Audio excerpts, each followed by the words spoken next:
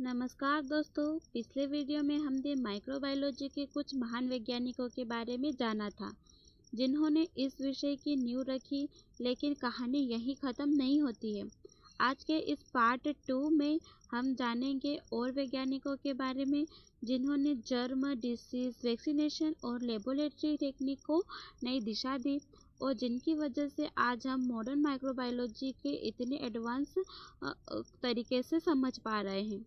तो अगर आप बीएससी माइक्रोबायोलॉजी के स्टूडेंट हैं या सिर्फ साइंस में इंटरेस्ट रखते हैं तो इस वीडियो को लास्ट तक ज़रूर देखिए और चैनल पर नए हो तो चैनल को सब्सक्राइब करना बिल्कुल ना भूलें। तो चलिए बिना देरी करे वीडियो को शुरू करते हैं। अगले वैज्ञानिक है हमारे मार्टिनस बेंजेरिक, जिनका समय रहा 1851 से लेकर 1931 तक। मार्टिनस बेंजेरिक एक डच माइक्रोबायोलॉजिस्ट थे जिनका जन्म 1851 में हुआ था। उन्होंने सन 1800 के दशक के अंत और 1900 के दशक के प्रारंभ में वायरोलॉजी और एनवायरमेंटल माइक्रोबायोलॉजी के क्षेत्र में महत्वपूर्ण योगदान दिया था। बेंजेरिक ने पहली बार यह सिद्ध किया कि कुछ रोग बैक्टीरिया ही नहीं वायरस के कारण होते हैं। उन्होंने तंबाकू मोज़ेक रोग पर काम करते हुए कहा कि इसका कारण एक फिल्टर बेस वायरस है। उन्होंने वायरस को एक संक्रामक जीवित द्रव कहा था, इसीलिए इन्हें वायरोलॉजी के क्षेत्र में महत्वपूर्ण योगदान दिया है। फिर 1898 में उन्होंने टोबैको मोज़ेक वायरस पर शोध किया और सिद्ध किया कि इन्फेक्शियस एजेंट एक माइक्रोपैथोजन है जो बैक्टीरिया से भी छोटे आकार के फिल्टर्स को भेद कर सकता है। उन्होंने इस प्रकार के एजेंट्स के लिए वायरस शब्द गढ़ा। बेंजेरिक ने खोजा कि वायरस केवल लिविंग सेल्स के अंदर ही नहीं गुणा कर सकते हैं, जो वायरोलॉजी के विकास के लिए एक महत्वपूर्ण खोज थी। उन्होंने मिट्टी के उन जीवाणुओं को समझने में भी महत्वपूर्ण प्रगति की जो नाइट्रोजन का स्थिरीकरण कर सकते हैं, जो पौधों के हेल्थ और इकोसिस्टम के लिए संतुलन के लिए महत्वपूर्ण होते हैं। कहने का ये मतलब होता है कि एक संवर्धित तकनीक का आविष्कार हुआ। बेंजेरिक ने यह तकनीक विकसित की जिससे विशिष्ट सूक्ष्मजीवों को अलग अलग पोषक के माध्यमों में उगाया जा सकता है। ये तकनीक आज की माइक्रोबायोलॉजी प्रयोगशाला में बहुत ही उपयोगी सिद्ध हुई है। पर्यावरणीय माइक्रोबायोलॉजी में भी इनका बहुत योगदान रहा। उन्होंने यह सिद्ध किया कि विशेष सूक्ष्मजीव विशेष पर्यावरण में ही पनपते, जैसे नाइट्रोजन स्थिरीकरण करने वाले बैक्टीरिया पर महत्वपूर्ण कार्य किया गया और सूक्ष्मजीवों की शारीरिक क्रियाओं का अध्ययन भी किया। उन्होंने सूक्ष्मजीवों की शारीरिक और जैव रासायनिक गतिविधियों पर ज़्यादा महत्व दिया और न केवल उनके आकार पर बल्कि उनकी शारीरिक क्रियाओं पर भी अधिक महत्व दिया। मार्टिनस बेंजेरिक ने एनरिचमेंट कल्चर टेक्निक विकसित की। एनरिचमेंट कल्चर तकनीक एक सूक्ष्मजीव विज्ञान की विधि होती है जिसमें ऐसे पोषक माध्यम का उपयोग किया जाता है जो विशेष रूप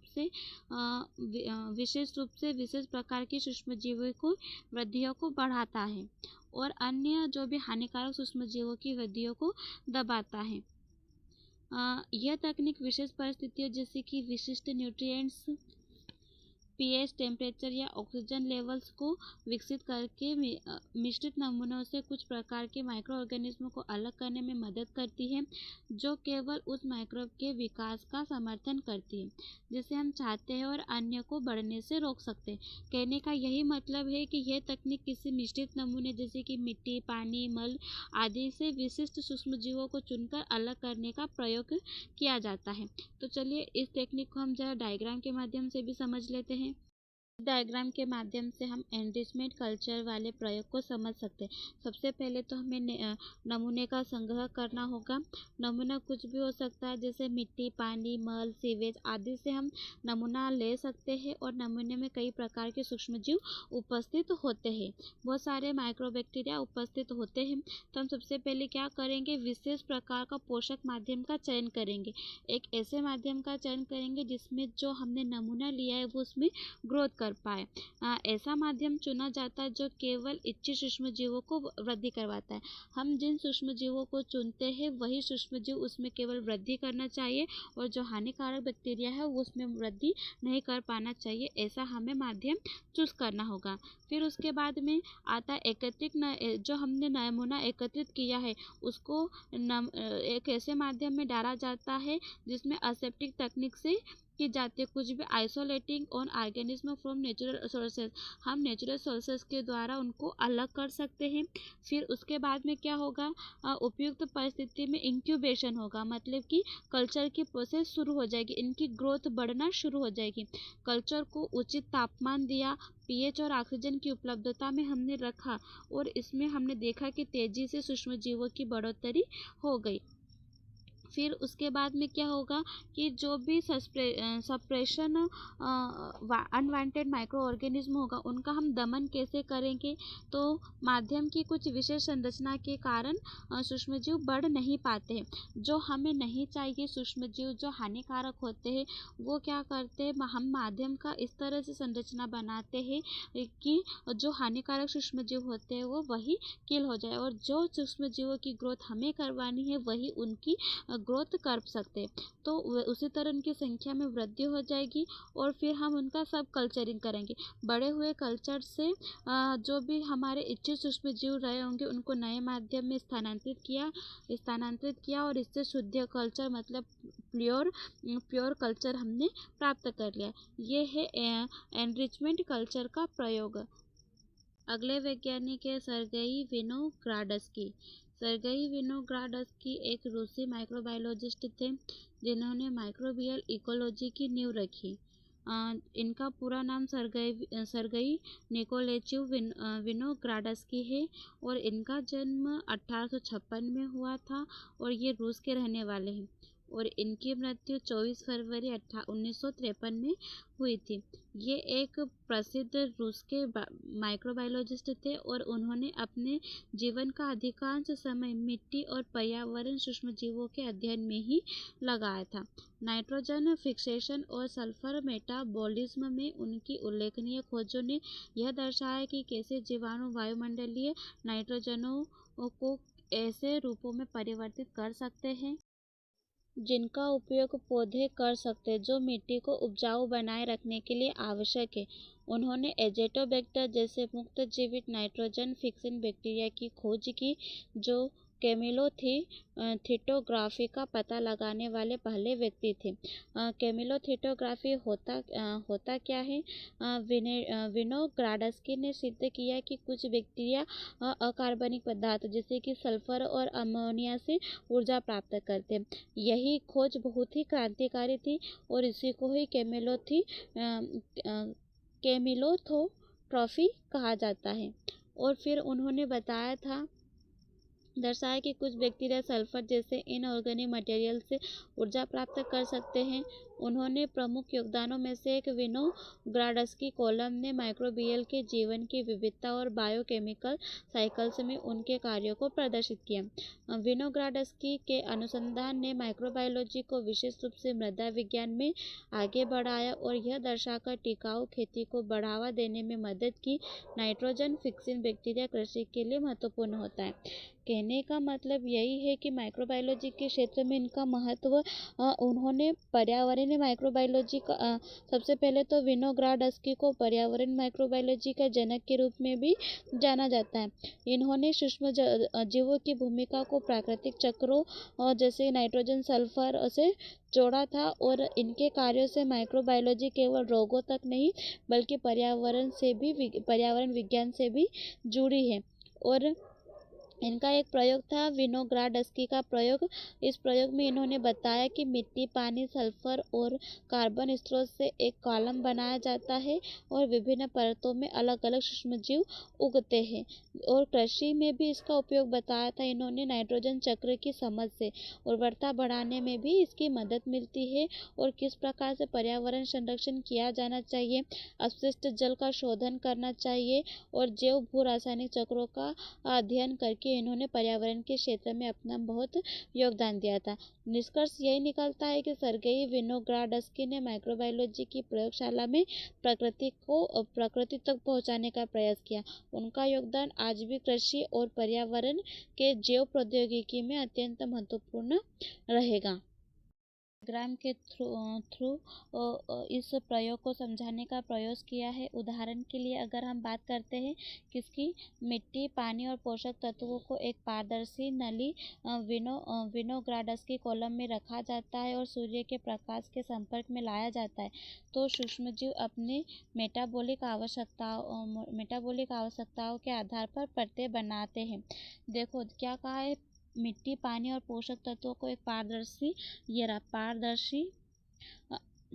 विनोग्राडस्की कॉलम में रखा जाता है।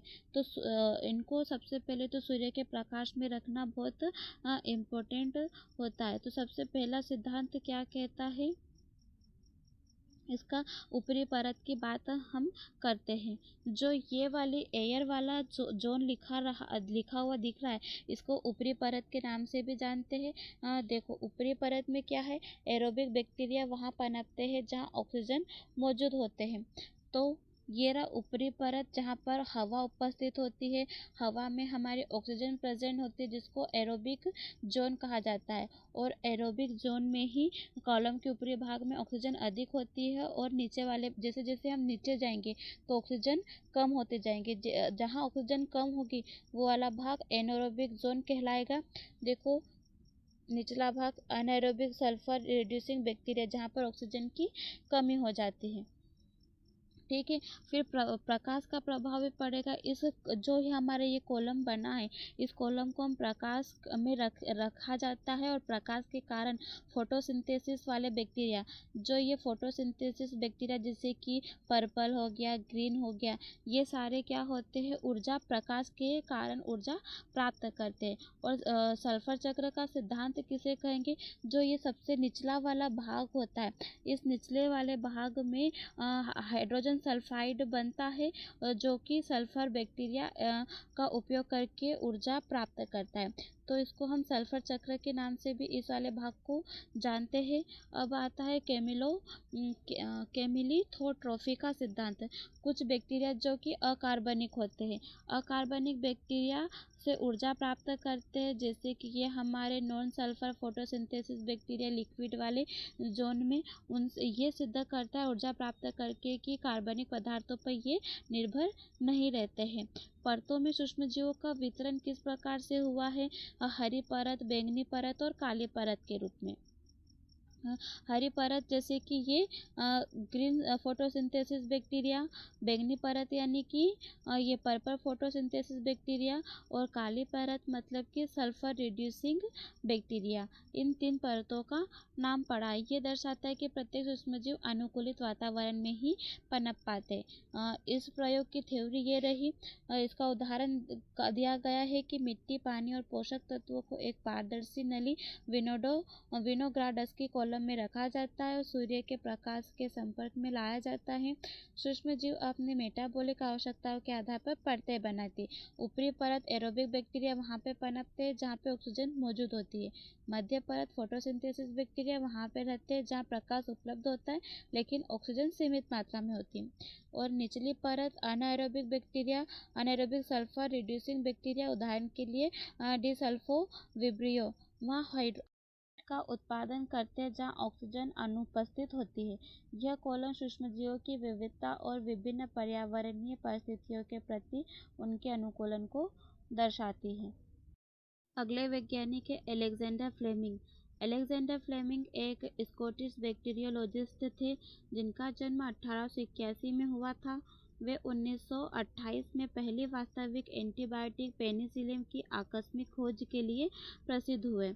यह एक बड़ी सफलता थी जिसने चिकित्सा इतिहास को बदल दिया।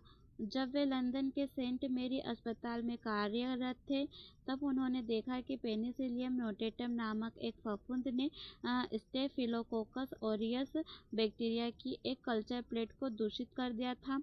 फफूंद के पास मौजूद बैक्टीरिया मर गए थे। यदि इसके जीवन परिचय की बात करते हैं, जीवन परिचय की बात करते हैं तो सर अलेक्जेंडर फ्लेमिंग इनका पूरा नाम है और इनका जन्म 6 अगस्त 1881 को स्कॉटलैंड में हुआ था और इनकी मृत्यु 1955 11 मार्च को।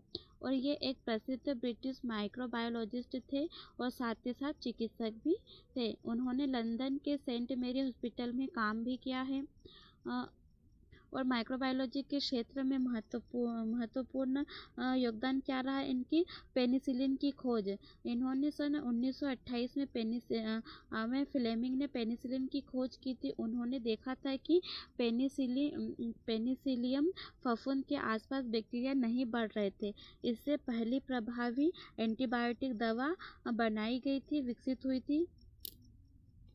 आगे इस बारे में उत्सुक होकर उन्होंने फफूंद को अलग किया और पाया कि इससे एक ऐसा पदार्थ उत्पन्न होता है जो कई हानिकारक बैक्टीरिया को मार सकता है। उन्होंने इस पदार्थ का नाम पेनिसिलिन रखा और इसकी क्षमता देखी, लेकिन उन्हें यह भी एहसास हुआ कि इसे शुद्ध करना और बड़ी मात्रा में बनाना मुश्किल था। हालांकि उन्होंने अपनी प्रारंभिक खोज 1929 में प्रकाशित की, लेकिन 1940 के दशक के आरंभ तक हॉवर्ड फ्लोरी, अर्नस्ट चेन और उनकी टीम को इसका बड़े पैमाने पर उत्पादन करने का तरीका पता नहीं चला। द्वितीय विश्व युद्ध के दौरान पेनिसिलिन ने संक्रमित घावों, निमोनिया और अन्य जीवाणु रोगों का प्रभावी ढंग से इलाज करके कई लोगों की जान बचाई, जिससे इसे वंडर ड्रग का उपनाम मिला।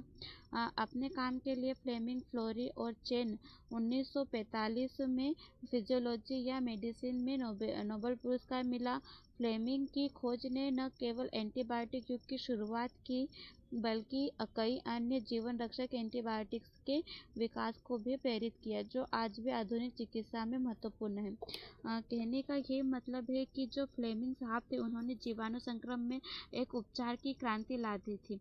पेनिसिलिन से कई घातक रोगों जैसे कि निमोनिया, सेप्सिस, घाव संक्रमण का सफल जो ट्रीटमेंट था, पेनिसिलिन की खोज के बाद ही संभव हो पाया था। और लाइसोजाइम्स की खोज भी पेनिसिलिन ने ही की थी। फ्लेमिंग ने लाइसोजाइम नाम का एक एंजाइम की खोज की, जो ये हमारे आंसू और लार और साथ ही साथ हमारे पसीने में पाया जाता है और ये बैक्टीरियाओं को नष्ट करने का काम करता है। और माइक्रोबायोलॉजी के क्षेत्र में इनका महत्व, इन्हें एंटीबायोटिक युग का जनक भी कहा जाता है, क्योंकि सबसे पहले जो प्रतिजैविक बनी यानी एंटीबायोटिक बनी थी, उसकी खोज अलेक्जेंडर फ्लेमिंग ने ही की थी और उनकी खोजों ने चिकित्सीय माइक्रोबायोलॉजी को एक नई दिशा दे दी और आधुनिक चिकित्सा में संक्रमण नियंत्रण को भी इन्होंने पॉसिबल कर दिया। और पुरस्कार और सम्मान की बात करते तो सन 1945 में इन्हें नोबेल पुरस्कार से सम्मानित किया गया था चिकित्सा के क्षेत्र में। अलेक्जेंडर फ्लेमिंग को यानी कि एली मेचनिकोव 1845 से लेकर 1916 तक।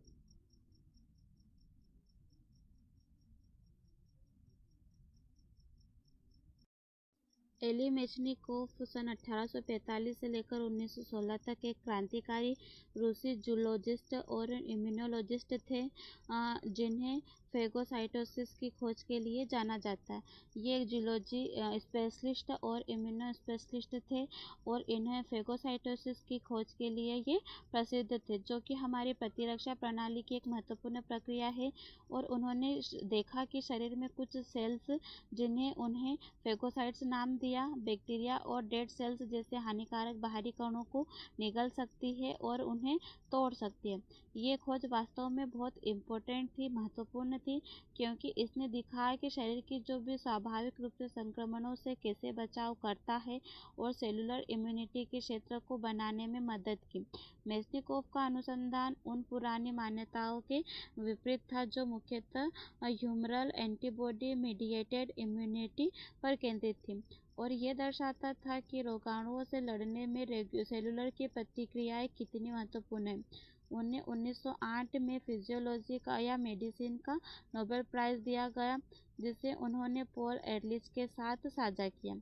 फेगोसाइटोसिस के अलावा मेचनिकोव ने सूजन, वृद्धावस्था और सहज प्रतिरक्षा की हमारी समझ में भी महत्वपूर्ण योगदान दिया। और ऐसे सिद्धांत स्थापित किए जो आज भी इम्यूनोलॉजी और मेडिकल साइंस को प्रभावित करते हैं।